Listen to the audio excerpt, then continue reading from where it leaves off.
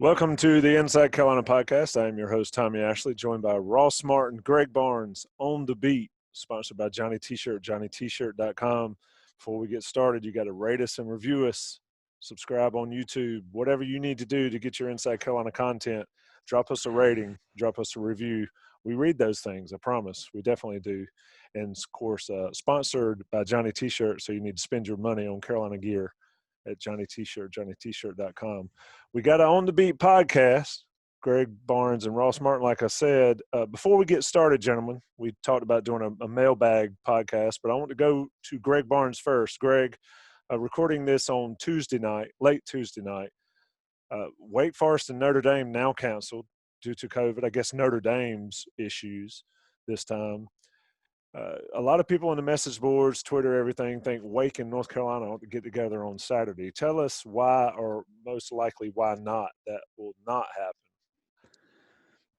Well, the idea for North Carolina to schedule a game for September 26th was if you could do it soon after the Charlotte game was announced as being canceled, which was announced on Thursday. If you could do it, get it done by the end of the weekend, then North Carolina could go into their standard week of preparation. Typically, Sunday is a corrections day, but you kind of start looking more at yourself and fix some things and maybe look ahead to the next opponent. But really what happens is Monday is the player's day off. It's mandatory by NCAA that you have one day off, and that's the day UNC and a lot of teams have picked. But then Tuesday, Wednesday, Thursday is your standard week of practice and game prep. Installation Tuesday, Wednesday, Thursday is a polish day, and then Friday you have a walkthrough. And so for North Carolina to really schedule a game for this Saturday, it had to get done by Monday. And that's one of the reasons that Bubba Cunningham came out Monday afternoon and was like, look, it's not going to happen. Like, we've tried, we've done what we could, it won't work. And so now that the Wake Notre Dame game was postponed as of Tuesday afternoon, that eliminates one day of practice for UNC. So not only would the players be cut short, the staff would be required to kind of get on the ball and try to come up with a game plan. North Carolina wants to play every game they can play. There's no doubt about it. TV revenue is important. Any kind of revenue is key at this point in time. But you don't want to put yourself at a disadvantage. And so you want to do everything within your power to make these games happen, but you're not going to pull the trigger last second just to play a game. Let me ask this, Greg. I was wondering this. UNC will now, if they don't schedule another game, they'll have 10 games if everything works out. Why does one game help TV revenue? Do they have to have a certain number of games to get the ACC network money? How does that work with the ACC network and the amount of games they have to play? So the idea with the 10+1 schedule is that each team had 5 home games, 5-5 conference. By wording the non-conference requirement the way they did, that it had to be played within the home state, that essentially guarantees each of these teams another home game. When you add it up, that's 15 additional games for the ACC network. And so every game that's added to the pot adds revenue. Okay. And so at the end of the year, everybody that's contributed to that pot gets a cut of that money. And so that's really what's at play here, is that the more North Carolina plays, they'll get the highest percentage of their cut if they play all 11 games. And that's really what it comes down to. North Carolina is not having fans right now. They're not going to have full fans, I don't think, for the rest of the year. It's going to be a very small percentage. I think, initially it's going to be 7% now is the latest word from the governor's office. 3,500 roughly. Which, I mean, at that point, I would say North Carolina would lose money by having fans in attendance, just when you factor in game day staff. Probably just like parents and big alumni. Sure, right. And so you're not looking at ticket sales as a way to boost revenue. It's all going to come from media rights and the ACC. And that's the bottom line with it. So the ACC revenue money is not decided until after the season when they have all the games played. I for some reason I thought it was a flat fee, and you have to reach a certain number of games, and you have to get to that number to get the money. But they can get more money if more games are played, or less money if a bunch of games are canceled. And it's based also on viewership. The more the more Interesting. these networks and cable carriers and streaming services that carry ACC network, the more eyes are on the Ads. games, right? And you get more ads and all that kind of factors in. Now they're able to put out a projection because they can say typically, hey, we knew we had 12 games during the year for all of our members. We've got this many basketball games. All these things add up, so they can make a projection.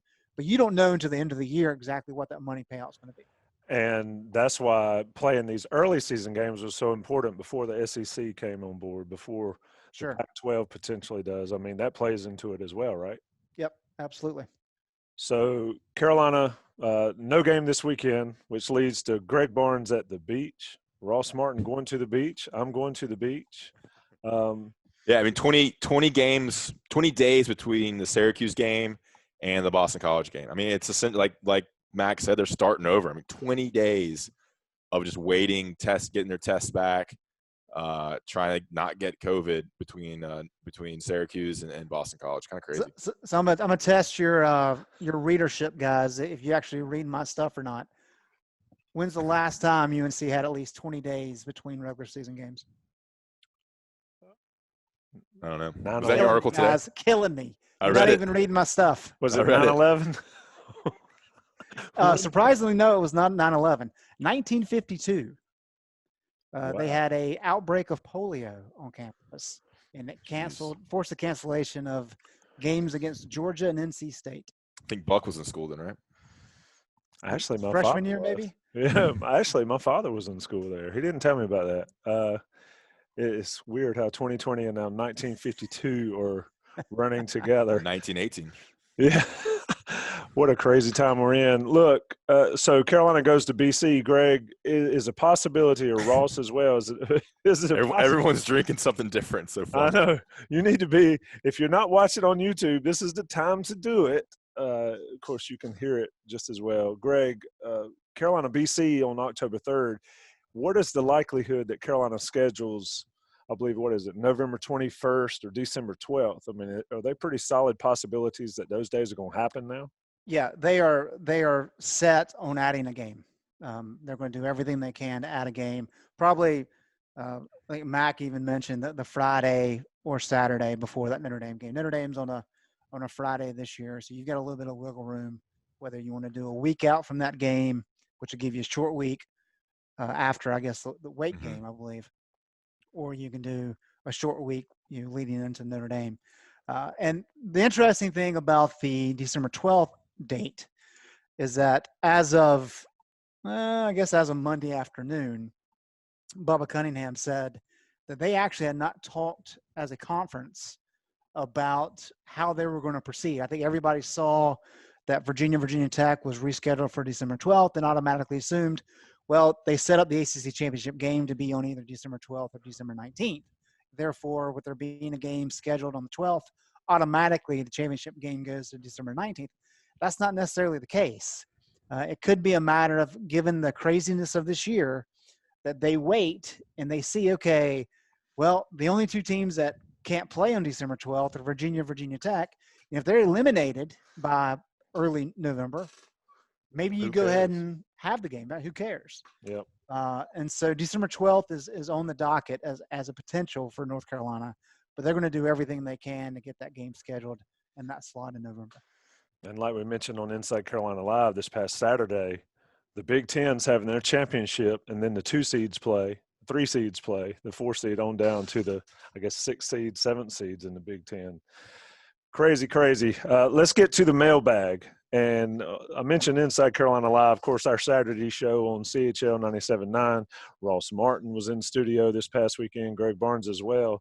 And Greg, one of the questions or one of the things we discussed, and I believe this is at Beer Can in Turn 4, so maybe a NASCAR fan. We asked on Twitter and on the boards, right, Tommy? Yeah, absolutely. On Twitter and on the Inside Carolina Premium message boards. So if you get your question asked and answered here, you're one of a few. Overall, Greg, how does losing Miles Woolfolk affect the defense and personnel arrangements moving forward? Could this be a key loss in your eyes? We discussed it. I thought it was a great conversation on Saturday. Let's relive it a little bit here, Greg. How does Miles Woolfolk affect everybody on the defense virtually. Well, I think it's a big loss, and I'm gonna hand off to Ross here momentarily because he's got some new insight on this. But I think really what it comes down to is we knew Trey Morrison was a likely candidate to move to safety, just because he's a veteran. He understands how to play different positions. I mean, he played nickel for an entire year his freshman year, played corner last year, so he's got coverage skills. And while that bandit position really comes up and helps in the run game, there's also coverage components. And so with him playing both corner and nickel, he's going to be probably a better coverage guy anyway. So that was kind of a natural transition. And really, I think that the bigger question is, and this is what we got into on Saturday, Tommy, I don't think there's any question Conley is going to be a stud at some point. Is he there yet? I don't know. And so what possibly changes is Bryson Richardson is already in the transfer portal. You're losing Morrison to safety. So you're very thin all of a sudden at nickel. And so it becomes a question of, okay, because North Carolina currently is really only playing with two defensive linemen and their four-man front, two outside linebackers, two tackles. If you're not comfortable yet with what you have at nickelback, do you switch up? Do you add a different defensive lineman up front and really have kind of a traditional 3-4 look where maybe you add a Zach Gill or Jaleel Taylor can slide in at he can slide in at tackle, and then Tamari Fox can move over to end if you need to. And that way you only have to have four defensive backs out there and don't necessarily need a nickel. I mean, Chaz Surratt can do pretty much anything like that. Dom Ross played nickel last year, for example. So Chaz can certainly do that in a pinch. So it really comes down to what's Bateman's comfort level. Is he more comfortable with having Conley out there right now as opposed to putting an extra defensive lineman in? Or does he say, you know what, we're just going to roll the dice with Conley and keep our front 6 or 7 kind of the way it's been? We can't answer that right now. What we can do is say these are the options, these are possibilities. Ross has some good information, though, on kind of how this is playing out currently. Yeah, so, I mean, we learned today that, like Greg said, Trey Morrison will move to the bandit safety spot, leaving that nickelback position open. And I spoke to and then Max said Jacorius Conley, true freshman, 6 foot, 220 pounds, and moving to nickelback. And then I texted a source who would know intimately about what's going on the defense side of the ball, and he told me that, there's a little bit of drop-off between Morrison and Woolfolk, and I think mainly, as I'm sure y'all talked about on Saturday, that what you lose to Woolfolk is a leadership component. I mean, super vocal, super outgoing, knows the defense like the back of his hand, can put everybody in position, is just a very infectious personality out there. So you're losing the leadership with Woolfolk, but from a talent and ability standpoint, there's not much drop-off between Morrison and Woolfolk at safety. I mean, Morrison can cover better. He's physical. He's a little bit undersized. He's 5'9". He's a small guy, but he is a very talented defender and can pretty much do everything that Woolfolk could do. So you got him at bandit safety, and then Jacorius Conley. I mean, he was going to, according to the source, he was going to take over that nickelback spot at some point this year anyway. I mean, he had already progressed enough where they were already eyeing him to get more reps. They're going to have 8 or 9 weeks of practice by the time they play Boston College. So he was going to take over that nickelback spot over Morrison. I mean, he is better, or he will be better shortly at that position based on how much he's grown from June to now September. So you add Jacorius Conley in, he's going to get starter reps. He's a physical force. He's more physically imposing than anybody they have on the secondary for UNC. So it changes what everything looks like. You're going to have maybe more of a run-stopping type nickelback, a bigger guy, and it's going to be interesting to see him develop. So the guy I talked to doesn't seem like there's going to be much talent and ability difference, knowing that Conley has already progressed enough to be a capable nickelback. Who knows? I think there'll definitely be some misassignments, some issues early with Conley because he's a true freshman. But, I mean, he's going to be a stud, and he's a freak show, the source told me. Interesting news there. We'd heard that he was going to play a lot. Sounds like he might be a starter in the near future. Greg, just to stay on Conley for 1 second, Who does he compare to in past Carolina teams? I mean, is a Charlie Brown or maybe a Denoris Cersei type comparison fair to a guy like Conley? I mean, We haven't I seen him kind of enough. see. We haven't seen him enough, right? Well, yeah. I mean, that's fair, but I mean, is that a fair, I not think comparison, but I projection? think Cersei is probably the closest I can think of, at least recent times. I think he's a little bit bigger than Denoris was, but I mean, Denoris could lay a hit, and he was kind of a bigger guy. And I think that's really what Conley is. Conley could probably play linebacker if they needed him to. And I think a lot of people are kind of asking, well, Conley's got the size. Why don't you just put him at safety? That's a good question. But the reason why is that they brought him in at the beginning of training camp and said, we need you at nickel. We want you to learn behind Morrison at nickelback. And that's all he's played. Morrison's easy to move because, as I said, started a whole year at nickel, started most of the entire year last year at corner. And as Bateman talked about in training camp, his goal was to get Morrison in one series to play nickel, corner, and safety, just to be able to do it. That's how versatile he is. Conley will learn different positions as he gets older, but because he's such a young guy, they just wanted him to learn that one position. And that's why he's not quite a viable option at safety yet. And Conley will be a safety during his UNC career. That's his position. That's the NFL position. I think he'll play that next year.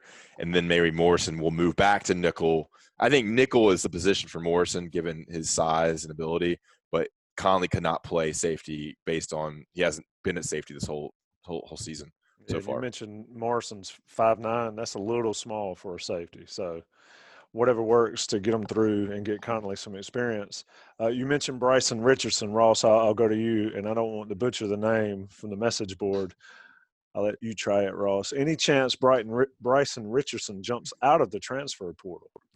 No, that never happens. I don't have much intel there. I don't know if Greg does, but once you're in, you're kind of in. It sounds like with him, he got kind of down the depth chart, maybe third or fourth, and wants a new opportunity. I mean, he's got a couple years eligibility left, so I don't see that happening. Greg, you got any thoughts on that? Yeah, I think once you enter the transfer portal, it becomes a matter if you want to come back, you've got to make a very appealing case to the coaching staff. And I say that because there was one time late in Fedora's tenure where somebody had decided to transfer, and they ultimately were able to come back. And the only reason they were able to come back is because North Carolina was in desperate need at that position. And so they were willing to offer that person. It's like, look, you know what? Bygones be bygones. We need you back on the team as much as you want to come back. So it'd have to be that situation, unless there was something unique in his decision to transfer. But like Ross said, to my knowledge, it was really just a playing time thing. And so I have not heard anything to suggest that he's trying to back out and rejoin the team. All right, Greg, since you called me out on not reading your stuff yet, what's the most high-profile guy for North Carolina in the past 20 years that said he was going to transfer, all but did transfer, came back and was a successful starter for North Carolina? Oh, gosh. He was going to transfer maybe to South Carolina. Come on, we got to move this along. You don't know. I don't know. Darian Durant. Don't you remember that? Darian Durant was packed and loaded, was he not? Yeah. You cover those? You didn't cover those teams. I covered those times. I did. I was thinking somebody more recent who. That's why I said last 20 years. Yeah, Durant. So let's talk injury news. Why? I mean, C.J. Stevens, right, was the guy that was going to. Yeah, we've talked about him. That's right. Rest in peace, J.B. Sissel. We have got some hilarious pictures of J.B. and I with C.J. Stevens. That guy was the next coming at Carolina. 99 Heels ask, anything new on KBJ, Greg Barnes? Not that I know of. I mean, we kind of heard back in the summer it was going to be October before he get back. Ross, have you heard anything different there? No, and like it's different with Zoom now. Like that'd be something you could just kind of ask Mac if we were in a scrum. There's like 6 of us there. With a Zoom call with 30 people, like I'm not going to ask that question. because it's kind of a waste of a question. But we haven't got no update on that. And Jeremy, the SID at UNC, is pretty good with trying us updates. And yeah, he tore it. It wasn't Achilles. See, right, and That's a big time injury. Our intel was that it was an Achilles, and then one of his teammates actually confirmed it on social media. So that's what the injury was. The other thing to think about is freshmen. We love freshmen, right? Because they're the new greatest thing. This is a kid who's not practiced. He has not practiced at the college level. So for people to think that he's going to step into practice, what is today? That September 22nd, for example, and all of a sudden be ready to go in like 3 weeks. It's not going to happen. Like if he gets snaps this year, that would be a heck of a story. But to think that he's a guy that's going to contribute to this team, I don't see any way of that happening. Yeah, Achilles it's debilitating. I had a friend who tore his Achilles March. He's just now getting back into walking and everything. So, it completely messes up your lower body. Yeah, I've seen dudes that tear theirs look like they got shot. And but we're all old guys trying to play basketball. Speaking of injuries and freshmen, status of Des Evans, and then not a freshman, but Joshua Zudu Ross. Did Max say both were good to go by Boston College? Yep. Yeah. This having 20 days until that game really helps. I don't think either were super serious injuries and just gives them more time to recover. It sounds like Zudu has been probably practicing soon, if not in the next couple of days. So it's good for UNC, and they'll get, it's kind of a catch-22. Like, is it good to have this time off? Probably not, but it does give you time to really figure some things out and really work some things out rather than having to do it in the line of fire. Though Charlotte probably would have been better for building depth, but I think both should be ready for Boston College, Des Evans and Joshua Azudu. Before we go to break, last question, not on the board, and that Azudu and Des Evans question from NC1518. Shout out for the question. Greg and Ross both. Start with Greg. Is playing a team like Charlotte or somebody like Middle Tennessee State or somebody terrible, relatively speaking, what's the benefit for North Carolina versus getting more practice time after a game? A lot of people have fretted, pulled their hair out, talked about not having games is a detriment going into Boston College. Is it? I think so. I think it's a matter of you want live scrimmage opportunities. Mm-hmm. You can scrimmage yourself all you want. You need to do it against somebody on the field. And that's one thing Mac has talked about and Bubba's talked about. You need those live reps. And I thought Mac was very PC about it when he talked about it on Tuesday, which is what Mac does very well. But said, one of the reasons we scheduled Charlotte is we thought it would give us a little bit of a challenge, but we also thought that we could get a lot of guys reps. And so to get them out there in a game situation, you can't simulate that in practice as hard as you try. You have to get out there and play somebody else who you don't know what they're going to do. When you scrimmage your own team, Phil Longo knows exactly what Jay Bateman's doing and vice versa. And the players do as well. But when you're playing against somebody you haven't practiced against, you have to think on the fly, you have to adapt. And that's worth going through the hassle of getting these teams scheduled. And that's very important. And one advantage for UNC, though, is they do get another shot to look at Boston College on tape. The Eagles play the Texas State Bobcats on Saturday at 6 p.m. So they'll have a whole another game of tape to look at. I doubt the Eagles will show much against Texas State. But, UNC has one game on tape. Boston College will have 2 games on tape if everything goes as planned this weekend. I thought Boston College looked pretty good, but it was Duke. And who knows what Duke does. That quarterback's good. Phil Jacorius. Yeah. 300 yards, 2 touchdowns, 1 interception. We'll get to the fun portion of the show after the break. Let me talk about Johnny T-Shirt, JohnnyT-shirt.com. You need to shop them. They're having sales, jerseys, everything you need. Basketball season's right around the corner, November 25th. Basketball season starts, but you can get your football gear. If you're one of the lucky 3,563 fans that can be in Keenan Stadium on, I guess, October 3rd, is that the first? No. October 10th would be the first time for fans in Keenan. Get your gear at Johnny T-Shirt, JohnnyT-shirt.com. 10% off your order if you're Inside Carolina Premium subscriber. They are the way to go for your Carolina gear. Anything you could possibly want, get it from them. Take another break. Let the national guys pay the bills. We'll be right back. We're back. I'm Tommy Ashley, Ross Martin, Greg Barnes. You're listening to On the Beat podcast with Inside Carolina, sponsored by Johnny T-Shirt and JohnnyT-Shirt.com. Let's go to the fun questions. I'll start with you, Ross. Mac Tarhill asks, favorite UNC football game to have covered and why? Yeah, it's easy. I'd go at Virginia Tech, 2015 overtime win to clinch the ACC Coastal. That Marquise Williams, Quinshad Davis. That was a really fun game to watch and be there. And it was late fall, or I think it was in November against up there in Blacksburg. So that'll be my game. Is the environment overrated or not, Ross? It's cool. It's a cool place to go to the game. I mean, it's in the middle of nowhere. Definitely a bucket list to go up there and watch the Heels play in Blacksburg. It's a cool environment. I mean, the fans they're right on you. They're talking so much junk behind the UNC bench. I always notice that. Greg Barnes. The 2010 bowl game, Music City Bowl. Just because of how that season had played out. You have the whole Tyler Bray throat slash. Buck and I were on the field at the end of that game, and there were liquor bottles, pints being thrown on the field. They were like landing around us, and we were like, we are going to die.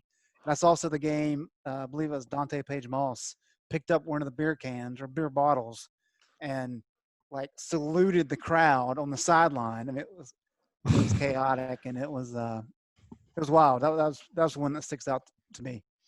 I think Ingersoll talks about the story of the spitter.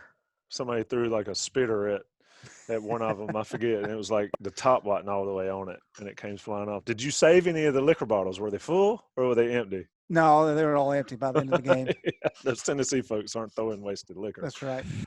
Let's go on to Wide Awake Heel 23 says, we're having a tailgate, and each of you are invited. What essential item are each of you bringing? Ross, I have to start with you. Tailgate, each of you invited, essential item. A bunch of water. No. I mean, go food. I mean, I think classic is a bucket of fried chicken. Easy. There's something about eating that fried chicken. I mean, if you're not going to cook, and then if you're going to go alcohol, I think the best thing is just a drinkable handle of bourbon. Greg Barnes. Get things going. Yeah, I think people make too big of a deal about the food component. Like it's, I mean, Filler. You buy, right, it's filler. Exactly. But you got to have that's the sponge. You got to have, good beverages, and bourbon certainly is good. Good quality beer. Drink way too much natural light in college. Don't do that. Don't do that to yourself. Be better than that. Once you get older, that's the key. Once you get older, you have to go the liquor way. It's quality, not quantity. Yeah, less trips to the bathroom. Right. I'm from Johnston County. Anybody that's ever tailgated with me knows what we bring. I can't really say it on this podcast or on this YouTube. I think Ross knows what we bring now. No, you were in Bowls a lot last year, Ross. So yeah, I've had my fair share of what you're talking about. Yeah, so very good stuff to bring. If you want to partake, come to the tailgate whenever we can have it. Let's go, Andrew Nepper. I don't want to butcher people's names, and I apologize. What did you do? Knifer, right? On Twitter. Knifer? On Twitter, yes. What did you do before working for Inside Carolina?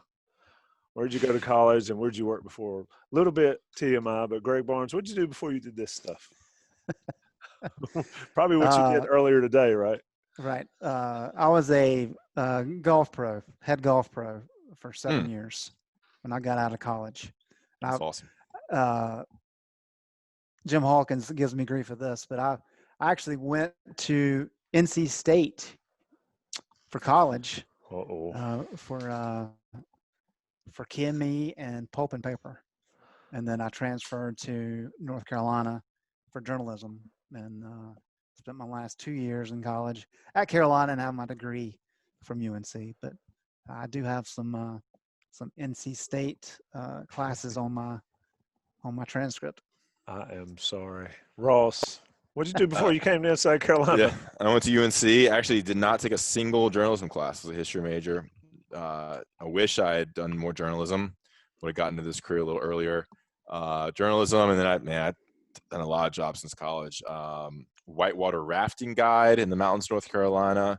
That is I was awesome. a camp counselor in Colorado, summer camp counselor. I lived in Raleigh and worked at another kind of year-round track out camp. Played a lot of dodgeball. Worked at a summer camp in New Hampshire. That was the best summers. Summers in New Hampshire. I was a student teacher, a swim coach, then a full-time teacher outside Nashville. And then I was a intern with 24/7 Sports, and then got on with the kind of UNC site there, Carolina Blue, and kind of parlayed that, built that site up, and moved to Chapel Hill. And then eventually, when things all merged together with CBS and 24/7 and Scout and Inside Carolina, I moved to Inside Carolina. So that was my path. What'd you teach in school? What kind of teacher were I you? taught 8th grade U.S. history. Wow. It was awful. And I coached basketball. I actually loved. I mean, the basketball was awesome, but man, teaching sucked. I mean, it's a thankless job. I mean, you could have 100 good students and 2 bad students, and then your day is ruined. Those teachers need to be paid a lot more than what they are. Yeah, Yeah. I think like that's something we all can agree on. What's crazy is like my day now is, you kind of make your own schedule. You can get up early and crush work and kind of have the afternoon. And then you kind of make your own schedule outside of games and practices and press conferences. When you're a teacher, so we have tons of freedom as a journalist and what we do with kind of making our own schedule and figuring out times to get our stuff done. When you're a teacher, every minute of your day is scheduled. I mean, you have to be outside, ready to go to lunch at 11:23, and if you're not, like, you're getting yelled at. I could picturing you as yeah, that was hilarious. Yeah, but I wasn't the best fit. I don't I don't envy school teachers at all, especially these days. I went to Carolina, graduated in '93, national championship senior year. Here's how I got working with Inside Carolina. I've never told this story on the podcast. I used to get Inside Carolina magazine or the newspaper. You remember those back in the day? That wasn't even a thing, Ross, when you came on. But we got this big newspaper. I got one laying around, and I didn't get it one day, and I was not happy because I paid for my subscription, and I wanted my paper. So I call the customer service number. This man calls me back. He says, "You sound pretty passionate about North Carolina sports." I said, "I just want my magazine. I paid my $14.99 for my year subscription." And he says, "Why don't you come work for me?" And that was former owner David Eckhoff.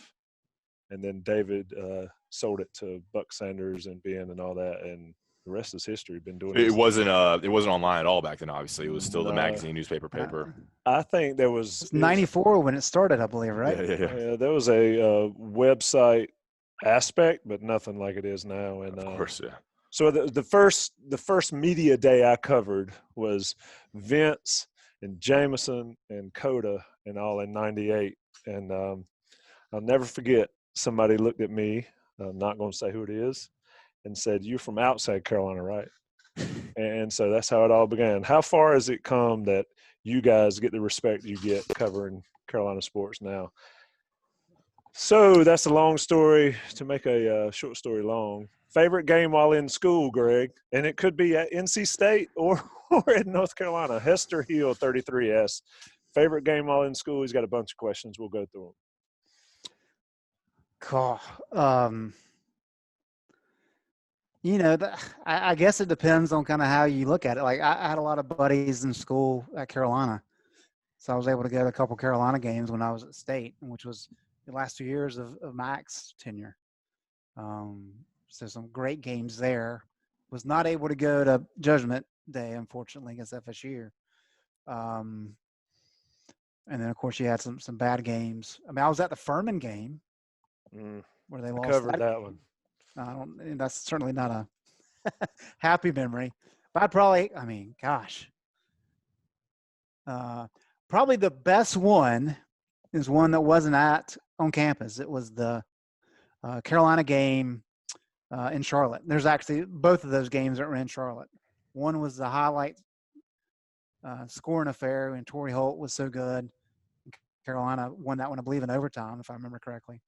And then, of course, you've got the Torbush one where what was his name? Williams third string Dominique Williams took over at quarterback, and Errol Hood made the stop at the goal line.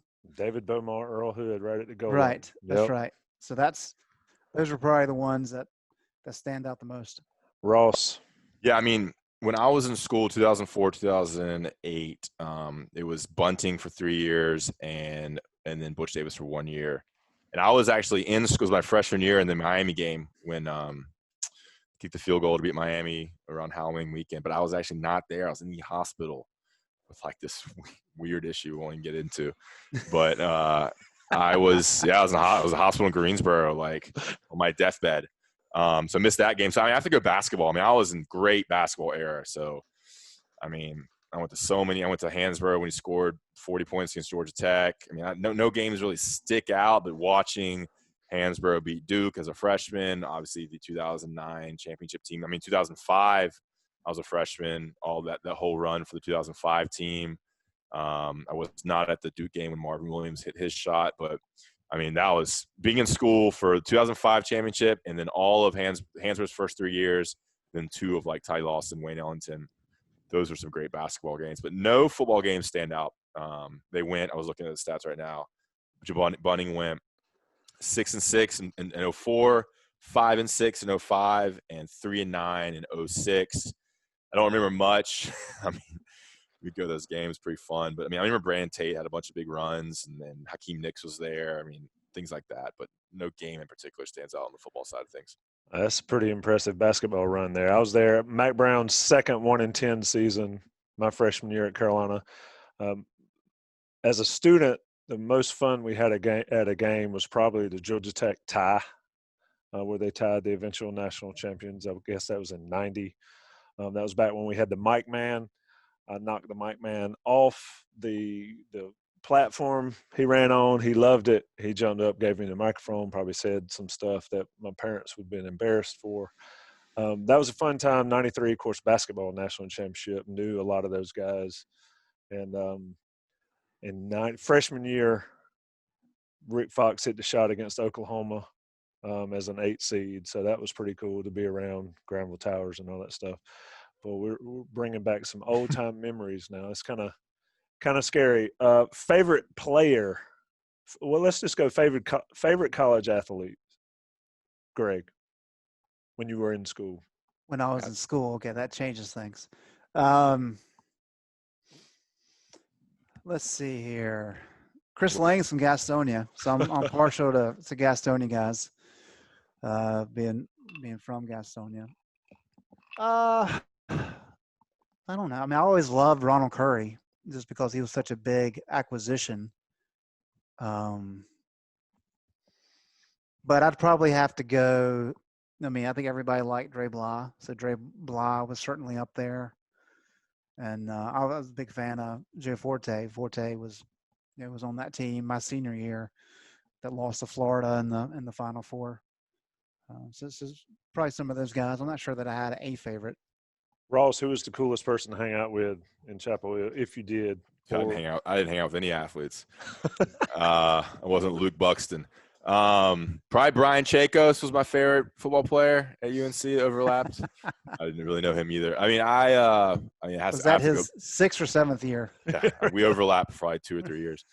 I mean, football I don't know, man. It was weird. Like, I'm so into football now, but like, I didn't really follow it. It just wasn't as big when I was in school. No Twitter, no Instagram. It just wasn't.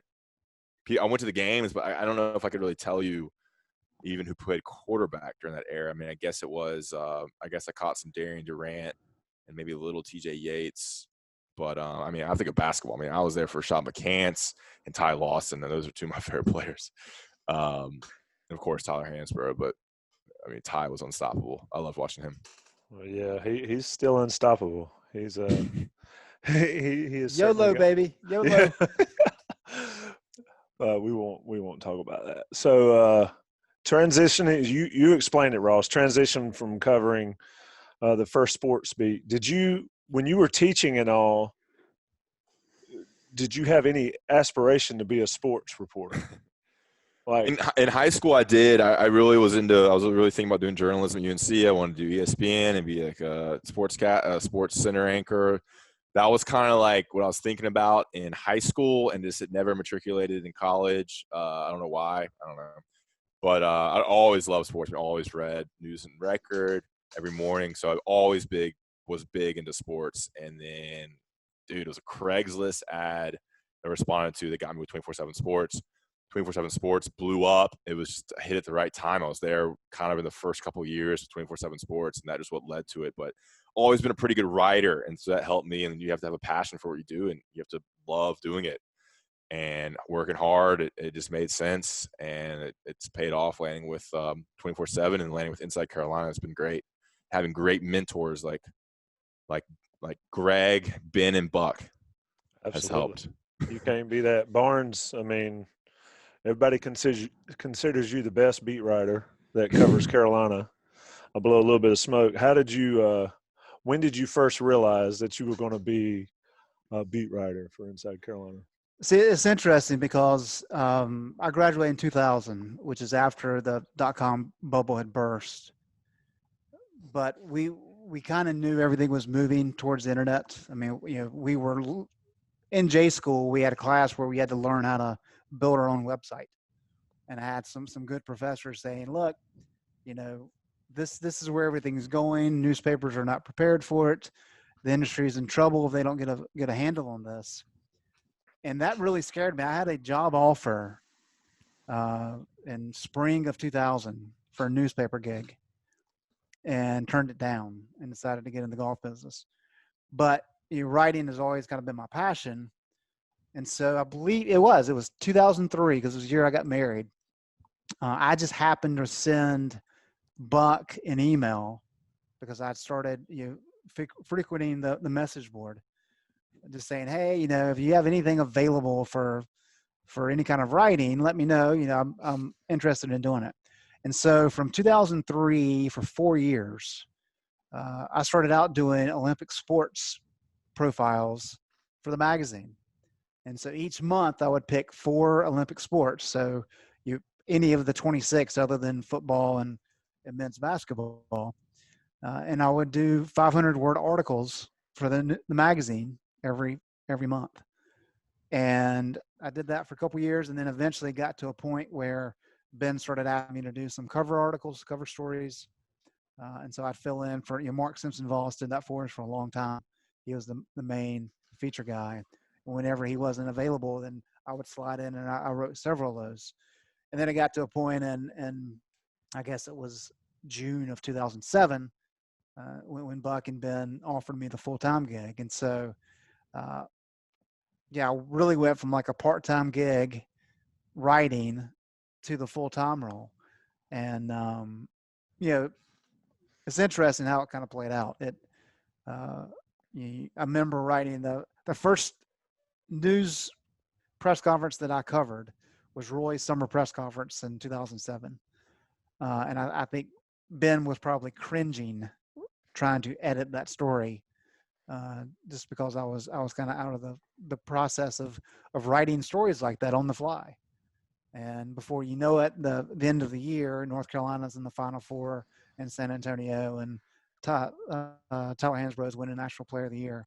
And so it evolved very quickly. And then, of course, with the NCAA mess, everything kind of blew up from that point forward. So interesting how it's played out. And now I've been doing this job for a little bit over 13 years, which is kind of crazy. I guess I used to send you emails saying, can you hurry up and get your article in for the magazine so Sure. JB and I could edit them? Yep, for sure. Who knew then? The birth of a legend. Last question before we get out of here. Everybody's got places to be, things to do. Most historical person you've ever interviewed. Where's that question? I had it right here. Hold on. Let me read it. I didn't see that one, but yeah. Hester Hill. You get one question, Hester. You got like 6 in there. But best historical player and coach to interview. So I guess let's say your favorite player and coach to interview, Ross. Historical. So I was going to say, like, I've interviewed Antoine Jameson, but I guess you mean someone who I covered. Doesn't matter. Yeah. We'll say best person you ever interviewed. I mean, dang, Roy Williams is pretty good to cover. Roy Williams and Mac. I mean, those are 2 Hall of Fame coaches. We're kind of blessed to be able to cover those 2, and so you got to go with them. I mean, especially the way they handle media. I mean, Roy will answer anything. I think Mac will too, especially when it comes to just regular injury stuff, day-to-day stuff. They're both pretty good, and of course they got stories. And I mean, it's kind of cool. That's the only coach I've covered is Roy Williams for basketball, and I think that's one of the best to do it. So I'd get Roy. Not a bad way to do it. Greg, same question for you. And you can't say Roy Williams or Matt Brown. Okay, well, but I think to Ross's point, as sports writers, we're incredibly fortunate to be covering the level of program that we are, and to interview anybody from whether it was Dean or Guthridge to even Matt Doherty. I mean, there's a lot of guys there that you're just kind of blessed to be able to talk to these people, which is very neat. But again, I go back to my Gastonia ties, and I'll tell you this story real quick. So when I played junior high basketball with Greer Junior High in Gastonia, not a lot of money, so you had to recycle your basketball uniforms. And so my year, I'm not sure if it was 8th grade or 9th grade, my year, the recycled uniforms that we used was what James Worthy used when he played for Greer. And this story is, around Gastonia, James walked everywhere with his basketball. He dribbled it everywhere he went. And so whatever year that was, we actually got to wear. Now his uniform, of course, had been retired and was hanging up in the lobby of the school. But we got to use his team's uniforms. And the funny thing is, I mean, they're 2-inch inseam, right? I mean, it's like basically a woman's bathing suit is what it looked like. Nothing fit. It's 20 years old. But that's what we wore, and we were proud because it was James Worthy. And so, fast forward to Washington, D.C., however many years ago, and James was there for one of the ACC events. So I interviewed him, and after it, I'm like, James, I just got to let you know, from Gastonia, when I was in junior high, we actually wore the uniforms that your team wore. It was always a big deal. And I'll never forget, he's kind of looking at me like, all right, now, thanks for sharing that. Like, completely, he was like, dude, you're a freak. Like, why are you even bringing this up? But I didn't, that was off the record conversation. That wasn't part of the interview, but I had to get that in the last minute just to see what he was saying. Needless to say, he was not impressed with that line of conversation. There's a book coming, folks. One day down the road, there's a Greg Barnes book about all these stories. Boys, I think we've covered everything. On the Beat podcast, Johnny T-Shirt's the sponsor. Ross Martin, Greg Barnes, live from the beach, straight from the golf course. I guess next week we'll have a chance to talk about a game coming up. We'll see the way this season's going. Who knows?